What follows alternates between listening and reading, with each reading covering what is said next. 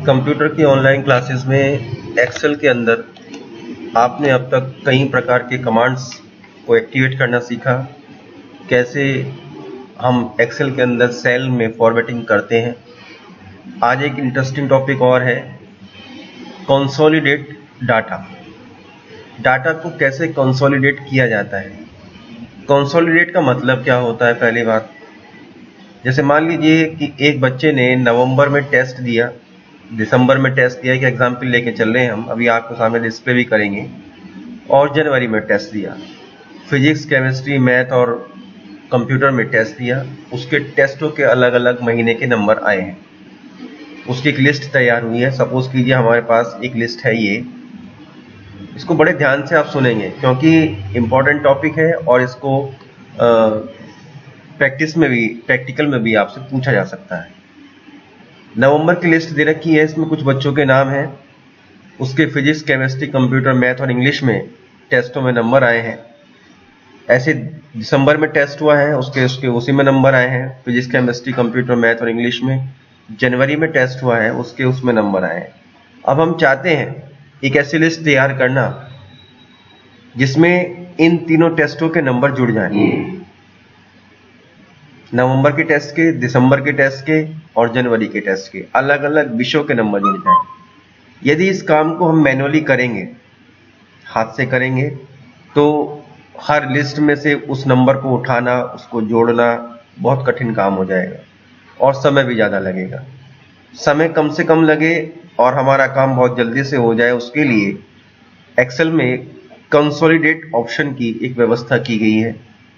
इस कंसोलिडेट जो फंक्शन है, इसका जब हम प्रयोग करेंगे तो हमारे सारा का सारा डाटा एक साथ ऐड हो जाएगा, जुड़ जाएगा।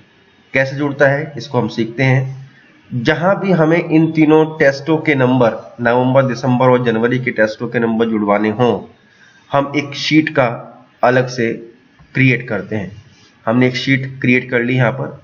अब हमें क्या करना है, इस शीट पर उन तीनों टेस्टों के नंबर जुड़वाने हैं। तो कैसे जुड़वाएंगे? जहां पर भी हमको जुड़वाना है वहां पर हम कर्सर को लेके आएंगे, पॉइंटर को लेके आएंगे, क्लिक करेंगे और डाटा टैब पर जाकर कंसोलिडेट ऑप्शन आता है, यहां पर लिखा हुआ दिखाई दे रहा होगा आपको। कंसोलिडेट ऑप्शन पर क्लिक करते हैं।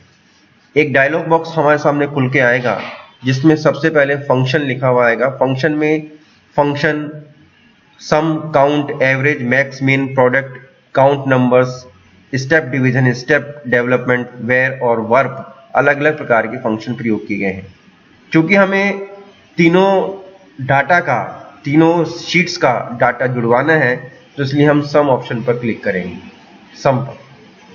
अगला जो ऑप्शन है वो है रेफरेंस का, कि हमें किन शीट के डाटा को जुड़वाना है, उस रेफरेंस को हमें यहाँ पर देना होगा। तो रेफरेंस को देने के लिए सबसे पहले हम यहाँ पर क्लिक करेंगे और क्लिक करने के बाद यहाँ पर जो पहली लिस्ट है, नवंबर की लिस्ट है, उस नवंबर की लिस्ट की रेंज को सिलेक्ट करेंगे। जैसे हमने यहाँ पर रेंज सिलेक्ट की पूरी नेम, फिजिक्स, केमिस्ट्री, इस पूरी की पूरी रेंज को सिलेक्ट करने के बाद हम अपने ऑप्शन पर आएंगे। क्लिक हो गया, ऐड कर दीजिए इसको। यहाँ पर ऐड ऑप्शन आ रहा है। दूसरी शीट को हमें ऐड कराना है। दोबारा से हम दूसरी शीट पर जाएंगे, दिसंबर वाली शीट पर जाएंगे और दिसंबर वाली शीट पर जाकर उस रेंज को सेलेक्ट करेंगे जिस रेंज को हमें जुड़वाना है। ऐड कर दिया। फिर हमें जनवरी की लिस्ट पर आएंगे और जनवरी की लिस्ट पर आकर जनवरी की लिस्ट को सेलेक्ट कर लेंगे।